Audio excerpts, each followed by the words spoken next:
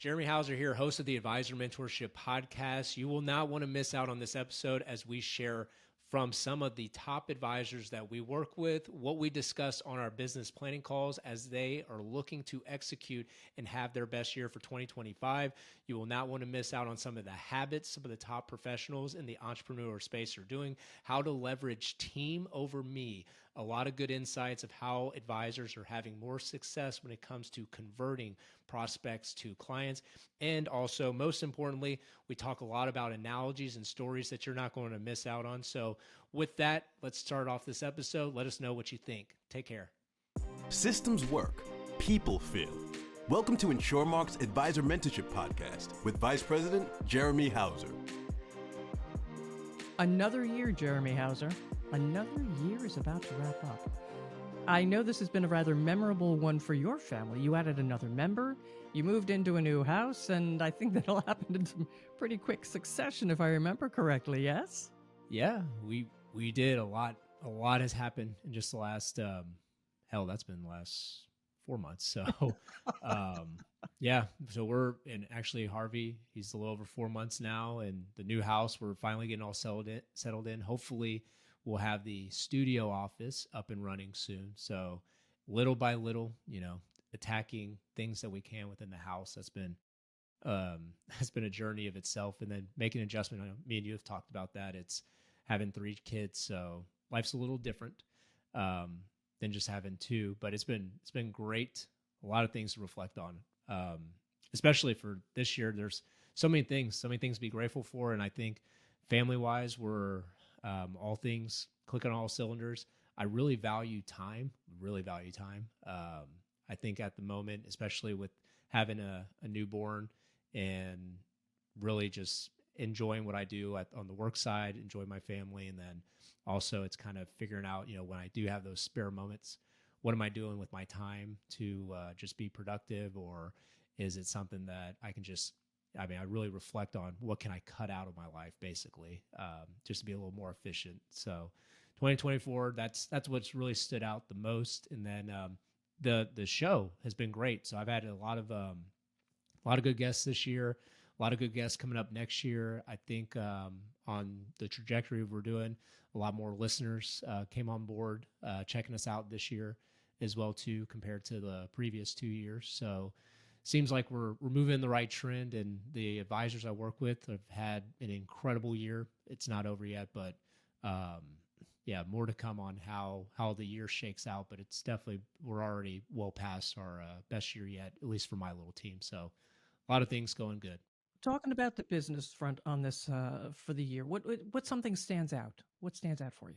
I would say for me on the business front, a lot of advisors. So going back probably a full year in 2023, a lot of my advisors really had to change their mindset from being an entrepreneur, instead of being just an advisor, really looking at themselves as a CEO and running their business and adding more people to it. The mindset shift, I think, of last year, where the growth wasn't, we grew, but we didn't blow it through the roof. A lot of advisors were putting things in play last year of hiring additional staff members, and those that were hesitant last year, they've started to do it this year as well, too. So I think starting to go with more of a team approach instead of a me approach has really been something that stood out a lot this year. And we're doing a lot of our business planning calls with our advisors currently right now. We just wrapped up November. I think I did over like 26 of these. I think so. We have at least one a day, but some days, because I traveled a lot in November actually for work, and then holidays too. So there were some days we had like 3 or 4 of these calls a day. And some of the main things that stood out was hiring people, delegating, being very thoughtful of when they have spare time, what are they doing in their spare time? So really that growth mindset. And I think also the importance of digital. So going a little more, growing their business from a digital footprint. Not just, when people say digital footprint, you think just, okay, you have a website.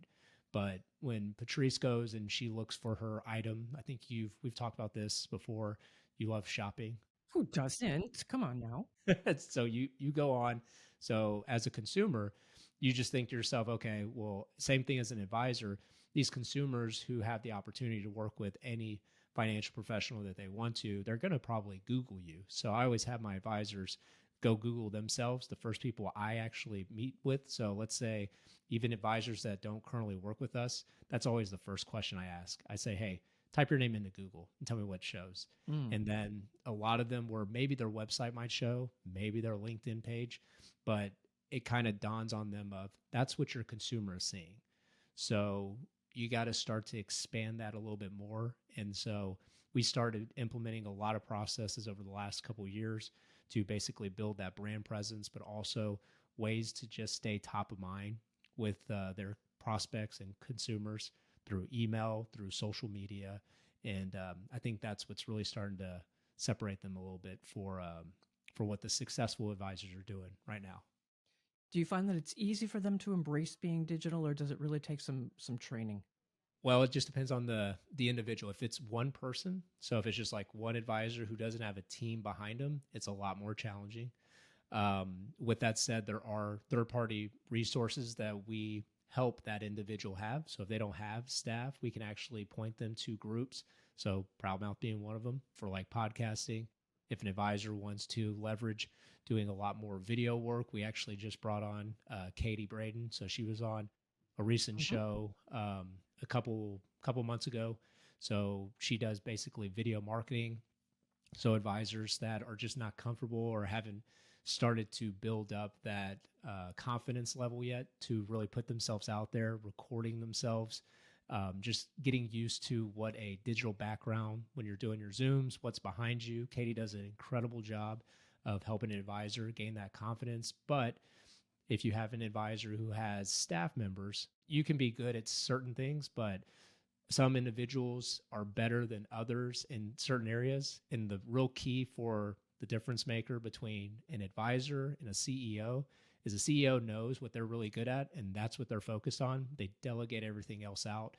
So if you are just not really good with social media, and quite frankly, you don't have the time or capacity, and maybe you're in your 50s or 60s and you don't want to learn all of that, hire somebody, outsource that to some other avenue, and then those people can be the ones that can really help you embrace social media and also doing video and other content for hopefully letting your business thrive further on past whenever you're officially not even in your business anymore.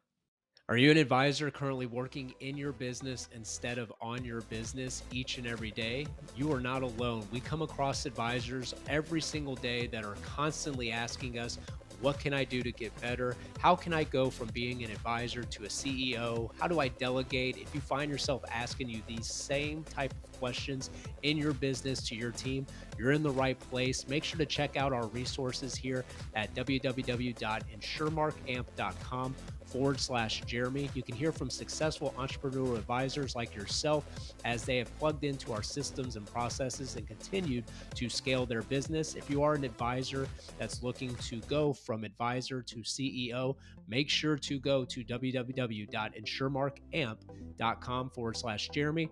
Click on the Learn More section, insert your information. We'd love to get our introduction kit to you. Now, back to this episode. You mentioned business calls before. Tell me about them. How they've been going for 2025. What's the process? What role do they play? Yeah, so we do these every November. So this year, this was year 6 or 7 for doing our AMP business planning calls. And so traditionally, even those that have done these for years now, we still have, we usually put aside roughly 30, 45 minutes for that call. Some of them go a lot longer. Some of them actually stay right on that time, even though we have a lot of information from previous calls. So it's really more of a checking your six, just making sure that everything that went really well last year, based off your goals, did we hit those goals? Simple questions. What went well? What didn't go well? Biggest challenges. One of the things that was interesting on this call, specifically for this year, is the impact that a lot of advisors, I mean, the digital component was something we talked a lot about. I think for most advisors now, they're starting to really figure out that either they're going to be doing it themselves or they're bringing on a third party group or they're actually hiring people to actually bring it in-house. And then from there, that's where a bigger opportunity will be for a team like ours, because we can basically coach those advisor staff members. So the advisor, even though I'm having communication with them, they know that their staff people are getting the training, because there's always this challenge where, let's say Jeremy or ADC here talks to advisor, gives great ideas to them of what other successful offices are doing. Now it's up to the advisor to go transfer that information to their team members of, hey, there's a great idea. We should start doing this, this, and this. Those team members start asking questions to the advisor. And then he's like, wait a second, that's not supposed to happen. So there's, from these calls, we picked up a couple of ideas from that. And that's actually why we're rolling out next year. I just talked to my guys for December AMP's mastermind call. So we're rolling out AMP Assist. So that's going to be associates, or it's AMP associates sharing systems and implementing successful tactics. So assist, basically helping their, not just assistants, but their actual operationals team. But most importantly, they can now, I'm assisting them as the advisor, is just being that go-to person within their team, of them communicating with me. And then therefore it's them focusing more on what they're really good at, which is staying in front of people. And then if they need to record a video, record a podcast, they're going to be doing it. But it's those other members' jobs to make sure to stay on them to be doing those particular recordings. What are some tips that you can give to an advisor that successful advisors use to make themselves stand out? If I actually looked at a couple of, well, I'll tell a story. So I play baseball. I played baseball. Jeez. It's been 12 years since I actually played baseball, 14 years. But there's a saying in there. It's called, actually, Patrice, do you follow baseball at all? Yeah, a little bit. Okay. There's a saying basically where each inning, in order to get runs, it's get them on, get them over, and get them in. Mm-hmm. So within baseball, leadoff hitter, your job is get on. Second hitter, your job is to get them over. And then the third, whoever's third or fourth or whatever, the main goal is from that spot on, you got to drive them in to get them to basically score a run. So what advisors are really, really good at is getting them on. And that means putting their brand out there. So that's your website. They do a good job of sending out, let's say they do workshops, they send out a mailer. They're keeping their brand in front of the prospects. They're keeping their brand in front of consumers. So that's just like surface level getting on base, which is great. Biggest challenge for a lot of advisors is that whole get them over aspect, because let's say the financial advisor themselves is the one who bats third in that inning. So if that individual is batting third, you have somebody who's on first already. So the whole concept of getting them over, yeah, you can, the second hole hitter can bunt them over or do something and just sacrifice themselves to get out to try to get that runner to second. But what the three hole really, really wants is that individual who's on base to be at third base by the time he gets up. Not at just second. He wants them at third, because that gives him more options at that point, to where if he hits that deep fly ball or puts the ball in play, the runner can, instead of advancing from second to third, has an opportunity to basically go from third home and score. So the biggest thing about getting them over is we got to start looking at, from an organization, that three hole hitter cannot be the same person who's communicating to their clients, doing the workshop from top of the stage, and then afterwards be the same person who's now calling those prospects saying, hey, I look forward to meeting with you. Here's what the information I need you to bring. Perfect. They come, they show up, they meet with that advisor. They go back, because they don't typically do business right after the first time they meet the individual. So now they go and they think about the conversation. Now the advisor calls back up, says, hey, how did it go? You can't do all things. So it's all about the team. So that's where that whole get them over, we need to do what's called a hype man or a hype woman, somebody in the organization that's doing all those additional touch points on behalf of the advisor. So I think the biggest tip that I've learned from these calls over the years, and it's very apparent this year, is the ones that are having a lot of success this year as advisors. They have a team who does a lot of the whole, what I call get them over phrase of they send out the podcasts, they send out different content on behalf of the advisor Hmm. instead of the advisor being all things to that individual. Because now you've leveled up and leveraged that advisor as the authority as opposed to the one who's chasing down and doing all things to all people.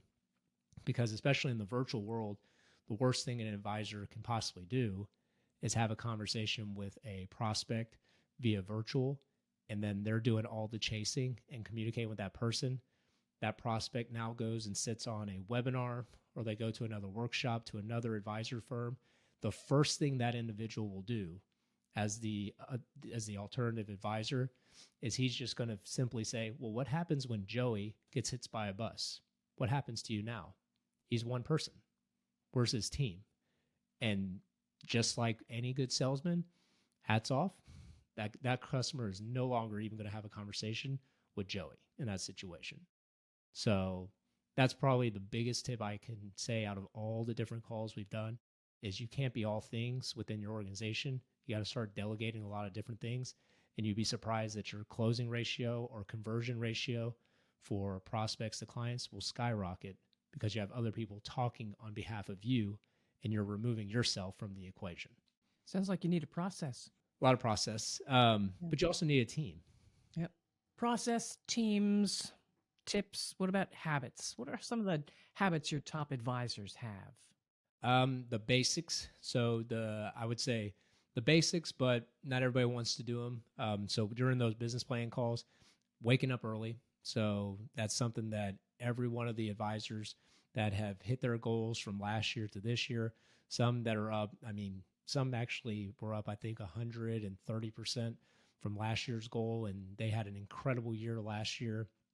And one of the common themes is, so when I look at advisors like that, it's they wake up early. They usually work out in the morning. They don't work out at night. Sometimes it depends on people's busy schedule, but they definitely are working out. They're doing their walk or they're running or they actually lift weights. But they talk about how they don't actually listen to music when they go and they do their workouts. They listen to podcasts or books. So they're trying to like multitask and just continuously learn and gain knowledge while they're doing some of these hard actions. So they probably eat well too, but I would say just keeping it simple, waking up early. One of the things that we had some of these advisors do, and I've had a couple people do here over the last couple weeks, is this would be a good thing to do. I don't know if you've ever done this, Patrice, but from 5 a.m. to 8 a.m. and then from, I think it's 6 p.m. to 9 p.m., actually write down what you do during that time frame. I have not done that. When it comes to like habits, so there's a book, Atomic Habits, and I read it. Right. I just finished it in November, so during that crazy month of running, which by the way, I don't know if you do this. So I actually ended up doing it was in October. So October I finished another 100 miles for running. But it's crazy. It's now I'm not addicted to running. I'm addicted to listening to my book. So whatever the book is that I'm actually listening to. So for the month of October, it was The Advantage. Rob Ferguson on a recent podcast, he gave that idea to me of reading that book. Then there's also one, 5 Dysfunctions of a Team. So those 2 books itself. So I just really liked listening to those books. And so therefore I can't listen to the book unless I'm running. So if I'm in the car, I cannot listen to the book. I can only do a podcast or listen to something else. If I'm just in my spare time, the only way I can listen to my book is if I'm actually working out or running. So therefore, That's brilliant. it's actually it's crazy. It's like shifted my mindset of, well, and growing up, full transparency, I could not stand reading. I don't read. I actually still don't read. I listen. So so going back to like those habits itself, one of the things in that James Clear book, Atomic Habits, they talk about is just like little things here and there.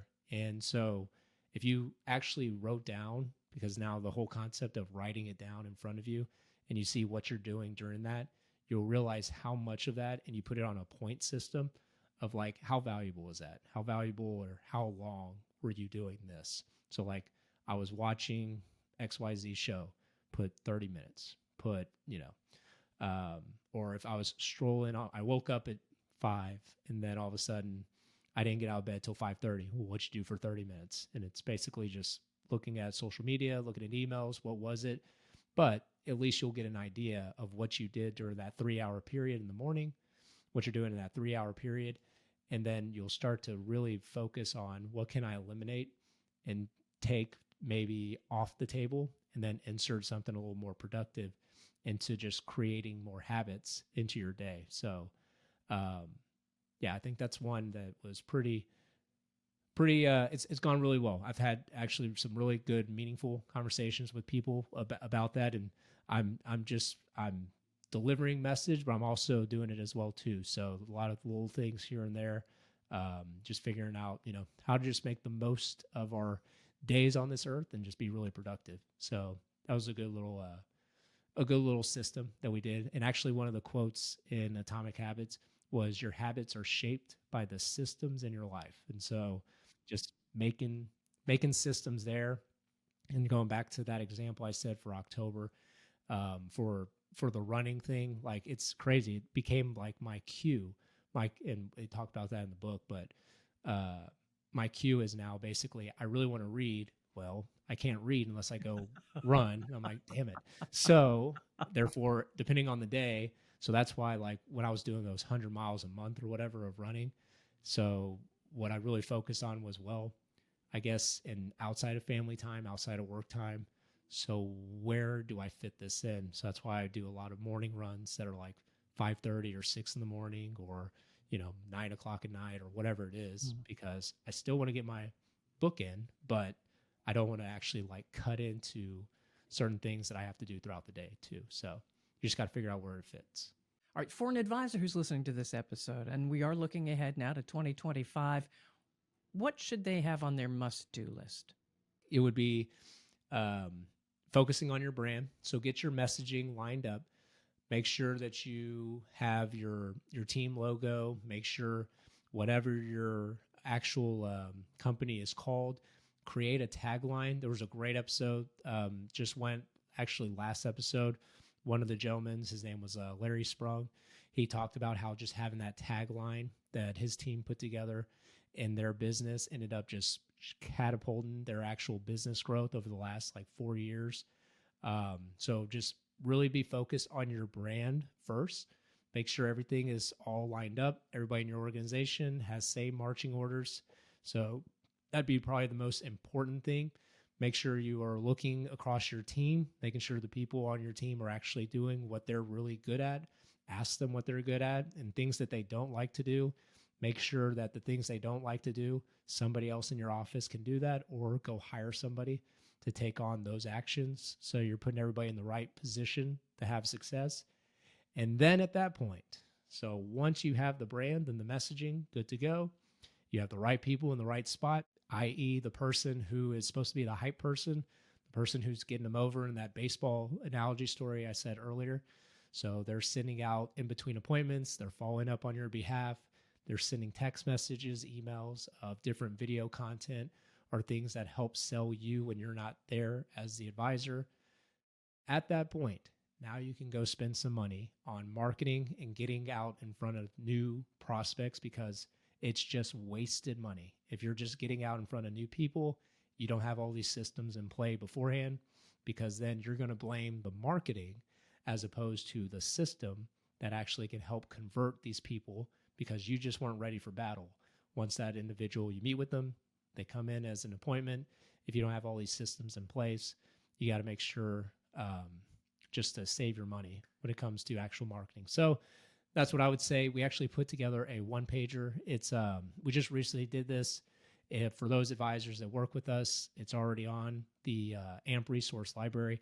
It's titled AMP Path to Prosperity. If you're a new advisor, like I said, we just put this together. Feel free to reach out to us. It's a one-pager that talks about the process of just running a business, very successful advisors. These are the steps to do within your business and when to do them and so forth. So Um, yeah, that would be something for the listener. I think that would be pretty helpful. All right. Well, lots of food for thought here, lots of good tips and thoughts. Is there something you haven't touched on yet that you really want to make sure you do? Yeah, the last thing I would just leave the listener with is confidence level. So for those that are still having success in their business, there's always going to be a self doubt that'll pop in your head. Out of all the business plan calls I've had, something that always sticks out with even some of the most successful advisors I work with, there's a little self doubt there. Our industry is literally going in the golden ages right now. Came off of last year being the best year in the fixed index annuity or just annuity market ever in the history of the industry.